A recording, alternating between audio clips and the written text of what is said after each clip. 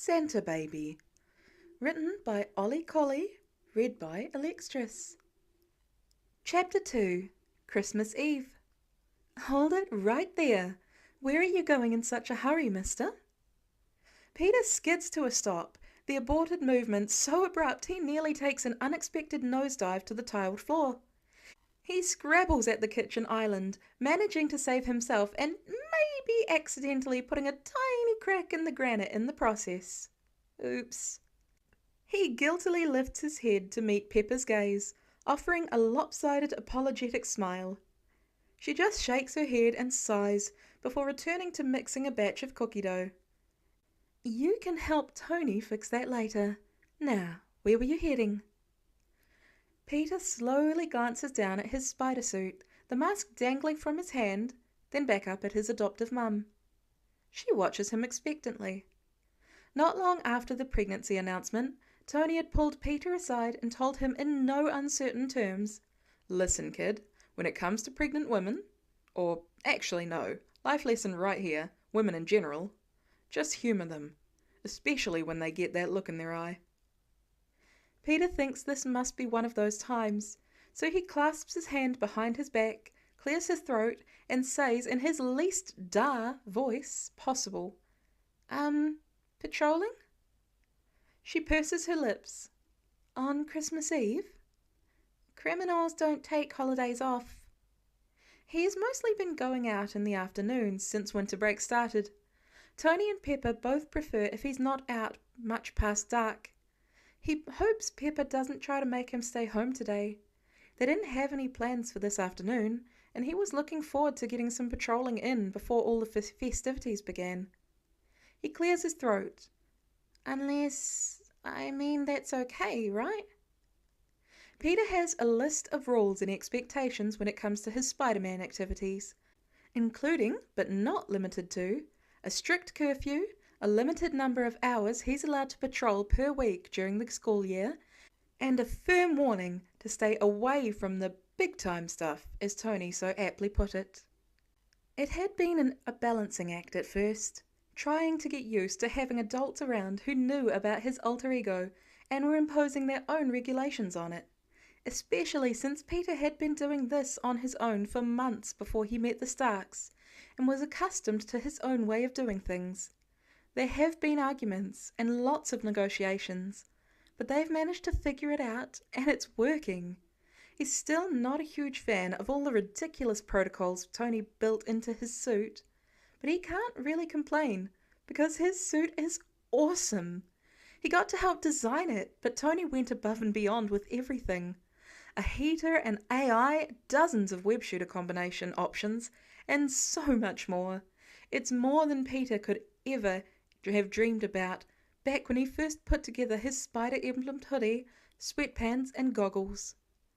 We're having dinner at 6:30, Peppa reminds him. Peter glances at the digital clock on the oven. It's only 3 o'clock. I'll be back by 6.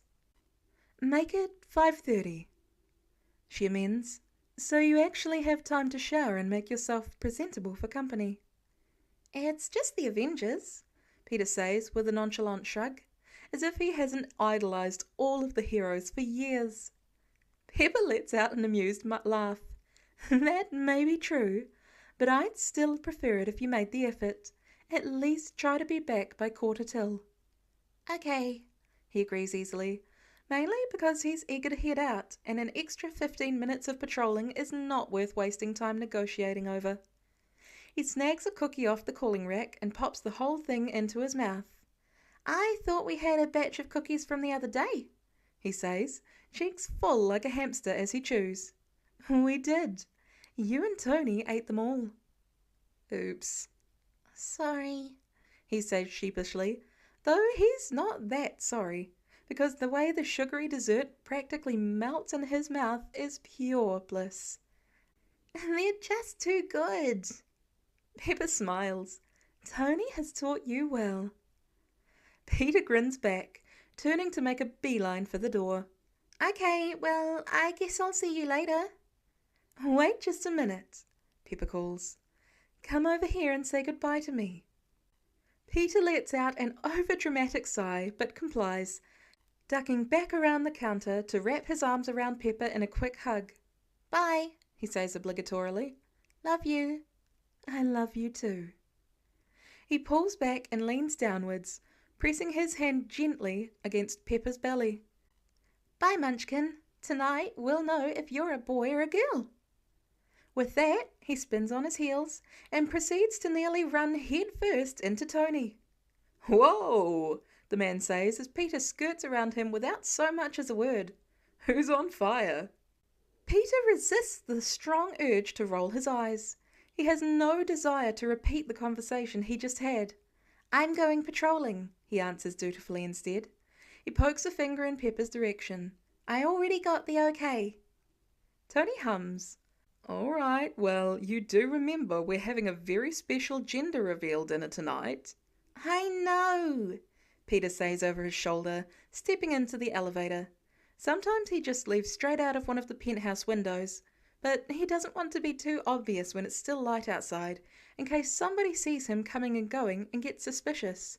"Don't be late," Tony calls after him. Yeah. Peter grins easily, waving him off as the elevator doors slide shut. He bounces on the balls of his feet while he waits to arrive at the ground floor, pent-up energy ready to be released. A few short hours of patrolling, and then back home to find out if his little sibling is going to be a boy or a girl, before spending the rest of his Christmas Eve curled up on the couch with his parents watching movies.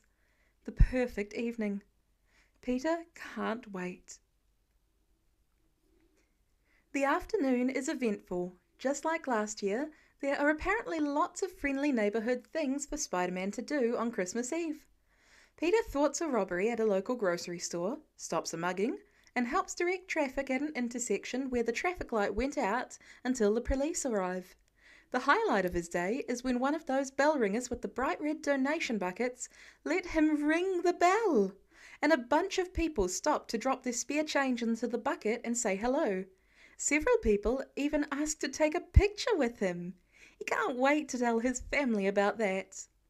Lastly, he stops by a soup kitchen and has a great time helping serve up plates piled high with turkey, mashed potatoes, veggies and chocolate pie, all whilst chatting with those who stop by for food and other volunteers about the holiday and some of his favourite Spider-Man adventures. The kids are especially excited to see him, though it makes him sad to think the reason most of them are here is because their families lack the resources to provide for them adequately. He knows how it feels to not have enough, especially during Christmas. It makes him more grateful than ever that the Starks took him in. He'll have to ask Tony to make a donation to this soup kitchen and some of the other local homeless shelters next to Christmas. They, meaning Stark Industries, hosted a huge toy drive event this year, and Peter showed up as Spidey to help hand out gifts to kids who otherwise would have gotten nothing this Christmas. It was definitely one of the biggest highlights of the month. Peter is so distracted by his thoughts and the chaos around him, it's not until there's finally a short break in the line that he glances at the clock on the wall and realizes how long he's been here. "Shoot!" he exclaims quietly. He thought he'd set an alarm on his phone. "I'm so sorry, I've got to go," he says, tugging off his plastic apron and food service gloves and tossing them into the trash. "Christmas plans." "Thank you for all your help. Enjoy your Christmas, Spidey," the lead staff member calls after him. Some of the other volunteers and people milling about wave as he scrambles through the building toward the exit. "Merry Christmas!" he yells back. Internally, he's mentally berating himself for losing track of time. He knows he won't make it back on time. It's already 5:30, and he's well over several miles away from home. Even as he swings as fast as possible, he likely won't be back before 6. Maybe Pepper won't notice? She's probably preoccupied with getting everything, herself included, ready for their evening. Most of the food is being catered, but there are still things to be done, and Pepper is particular about that kind of stuff. The perfect planner. This could work in Peter's favour, so long as he's properly dressed and at the table by 6:30. He can make that happen. The cold air hits him as he hurries out the door.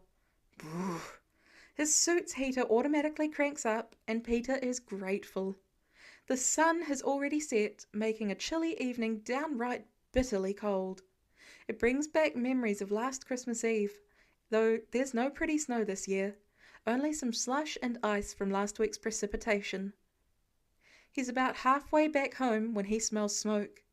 A moment later, he can hear the sound of shouting, as well as the sirens in the even further distance. Skidding to a stop on the next rooftop, Peter spins around and squints into the quickly oncoming darkness. He spots the billowing smoke several blocks away. "Sorry, Pep," he thinks wistfully, turning without hesitation and letting a web fly in the direction of the commotion, away from the tower. When Peter arrives on scene, the building, which at a quick glance looks to be 5 or 6 stories tall, is already practically engulfed with flames. People are scattered about on the sidewalk and near the street. There are several fire trucks with lights flashing, firemen pouring out of the vehicles. They must have just arrived. Peter swings into the midst of the fray. "Is anyone still inside?" he hollers. A few people nearby shrug or shake their heads in response. However, considering the fire department hasn't even gone in to perform a primary search yet, chances are high there are probably a few stragglers still trying to make their way out of what looks to be an apartment building. As if on cue, a middle-aged woman stumbles through the front door, coughing and gagging from the smoke-filled air. Peter wastes no time in racing to her side and putting his arm around her waist to steady her. "I've got you, ma'am. Come on." He quickly guides her over to where an ambulance had just parked, ensuring that the paramedics are taking care of her before rushing right back toward the fire. "What can I do?" he asks, eyes darting around for any sign of someone still in the building who needs help. "Stand down, Spidey," one of the firemen calls. He must be the chief if the way he's standing tall in the middle of the sidewalk, hand on his radio, large and in charge, is any indication. Peter snorts to himself. As if. He's not one of this guy's men. He doesn't take orders. "I can help," he insists, pretending like he doesn't have to tilt his head upwards to properly see the man's face. "I can search the higher floors." "Crowd control," the chief barks, focused. "Vigilante or not, you're a civilian and I can't have you hurt on my Peter is opening his mouth to argue back when a high-pitched scream reaches his ears over the chaos going on around them. He whips his head around, ears tuned in and eyes searching for the source of the sound. Another cry for help is unleashed, and Peter locks in on the location. 5th floor, where the fire is currently raging. Second window to the left. There's a flash of movement. "Truck! I need a ladder up to the 5th floor right now!" The chief commands in his crackling radio. "We're on it!" comes the answering reply, but Peter is already in motion. He races across the sidewalk and clings to the side of the building, crawling up the wall as fast as possible. His high-tech mask helps filter the air to an extent, but smoke still fills his line of sight, making him choke a little as he reaches the higher floors where the flames are wildly licking at the walls. The heat against his gloved palms is a stark contrast to the icy cold breeze blowing at his back. "Help, please! Help us!" The woman's voice exudes terror as she screams again. "Us! I'm coming! I'm coming!" Peter says, knowing she probably can't hear him. He forces his limbs to move faster. He finally arrives at the window, where a young brunette is flailing her hands wildly. The moment she sees his head pop up above the window, she's speaking.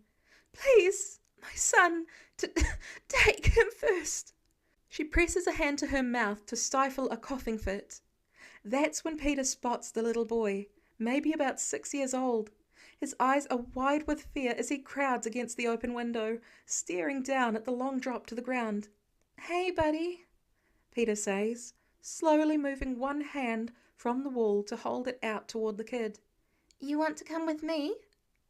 "Go with Spider-Man," his mum tells him. "Hurry!" The urgently spoken words finally spur the boy into motion, and he reaches forward to wrap his arms around Peter's neck. "Hold on tight," Peter says, wrapping his free arms securely around the boy. "It's okay," he reassures. The child buries his face into Peter's shoulder. "I'll be right back for you, ma'am," Peter promises. As carefully yet quickly as possible, he scurries his way back down the wall. Tension is rising in his chest, urgency growing in the face of the out-of-control fire. He's got to get back up there for that woman, fast. He hands the boy off to the firefighters, waiting at the base of the building before turning and scaling his way back up the wall. "Careful, Spider-Man," one of them calls out after him. "Don't worry, I've totally got this." Peter shouts down to them, even while he gasps for breath. Something in his gut tells him time is running dangerously short. By the time he makes it back up to the window, the other firefighters have gotten the truck in position and are working on raising the ladder up to aid in the rescue. "Told you I'd be right back," he announces, grinning behind the mask to hide the way his neck is buzzing as he clings to the brick wall. "Your turn. Come on. We don't have much time." The woman is visibly trembling, loose hair from her ponytail falling into her face. Now that her son is safe, her brave front is giving way to fear, understandably so. I can't." "Sure you can." "I'm afraid of heights," she admits, letting out a slightly hysterical laugh. "It's okay. I won't drop you," Peter promises. He wiggles his outstretched fingers. "I'm an expert at this kind of thing." Something big and heavy crashes in the apartment beyond them, possibly part of the ceiling. Who knows? The woman screams, breath hitching fearfully as Peter uses the momentum to ease her out onto the windowsill. "It's okay," he chants over and over, trying to reassure both of them. "It's okay, it's—" "Spider-Man, over here!" Peter whips his head around. The fire truck ladder is just a few feet away from the window. 2 rescue firefighters are clambering up towards the top. He decides that the ladder is probably a better option than trying to climb back down the side of a blazing building with a terrified woman in his arms. "Don't worry, we've got you." The first man on the ladder, who seems to be a seasoned firefighter if his precise movements and confident commands are any indication, shouts, "We're going to throw you a rope. Get it around her waist and make sure it's secure." "Okay," Peter acquiesces, trying to breathe properly amongst the thick air and the woman's chokehold on him. Her eyes are squeezed shut, like she's trying to tune out everything going on around her. A second later, a harness of sorts is tossed to him, which he catches with ease. With a few rapid instructions, he's able to use it to secure the woman properly. Planting his feet firmly against the wall of the building, Peter stretches forward and is able to successfully hand the woman off to the firefighters on the ladder. One of them begins carrying her down the rungs towards safety. The other nods to Peter, beckoning with his hand. "You too, kid. We need to get away from the building." "Yeah, I just need to make sure there's no one else up here," Peter calls back, desperately trying to see through the thick smoke into the apartment. He hoists himself up onto the windowsill again, hands framing the window as he peers inside. "You can't stay up here," the fireman shouts. "It's not safe. There could be—" All of the hair on the back of Peter's neck suddenly stands on end, his spider sense warning him of the impending danger milliseconds before disaster erupts. Literally. "Get down!" The scream tears from his throat just as the 5th floor of the building explodes into a ball of fire. A sudden wave of heat encompasses Peter's body, pieces of debris slamming mercilessly into him as he half lunges, half tumbles out of the shattered window. His uncoordinated fingers fumble at nothing but air. He tries to get his bearings about him enough to let a web fly to catch himself, but the explosion has left him disoriented. His brain is scrambling to catch up, even while it's obvious there's no time. He's plummeting. Strong, gloved fingers come out of nowhere and wrap around Peter's wrist, bringing his freefall to a painful, abrupt end. His body dangles in the air, nothing between him and the sidewalk 5 stories below. He hears the crackling of a radio, mostly static, and time speeds back up. A gasp escapes as he jerks his head upwards. "I've got you, kid." The expression of the firefighter holding him is one of pure grit and determination. The man reaches his other arm down, and Peter helps hoist himself on top of the ladder as best he can, hoping he doesn't look like a fish out of water.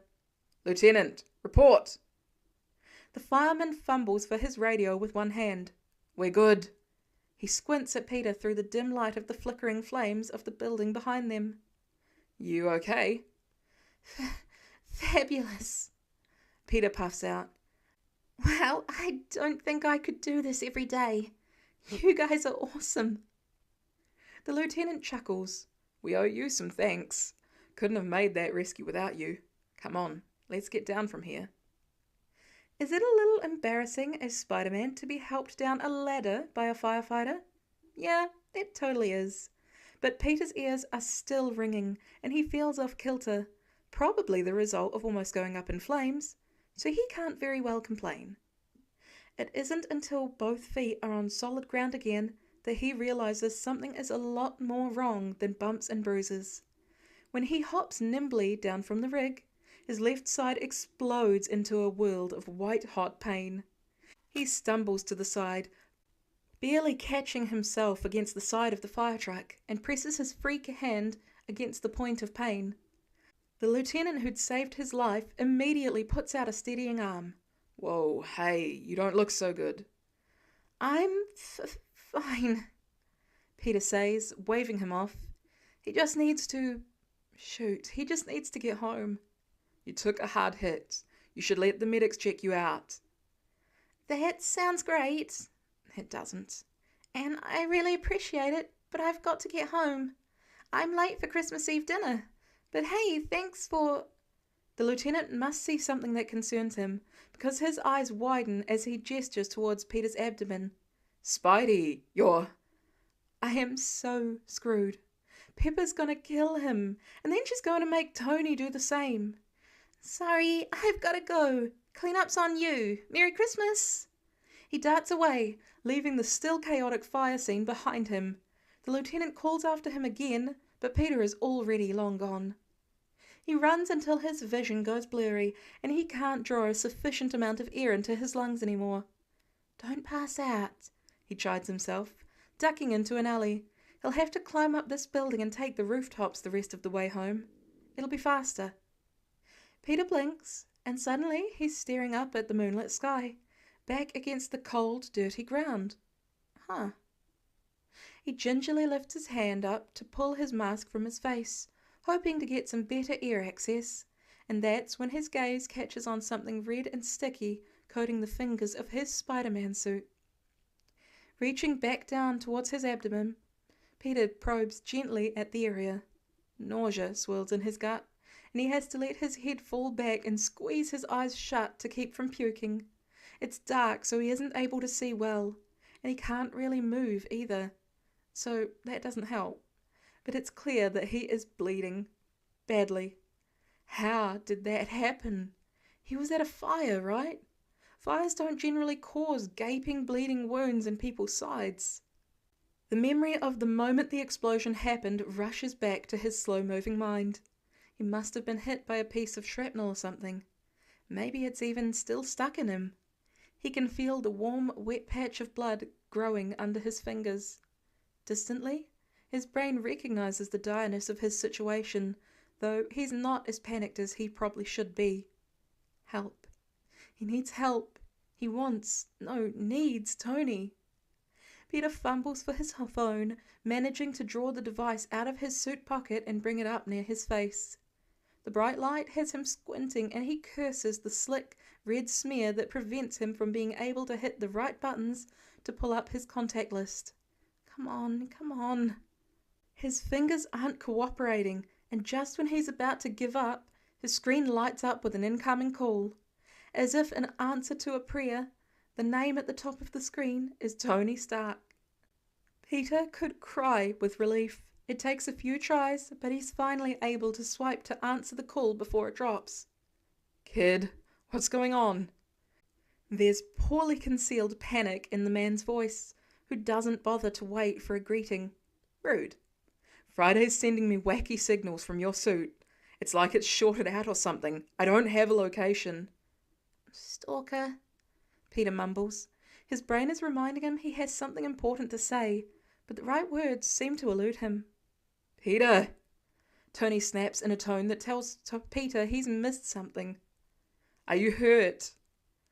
There's a lot of blood. Whose blood? Yours? Who else's? Peter retorts with a borderline hysterical snort. I don't steal other people's blood for fun, or at all. Tony swears. It's red like Christmas.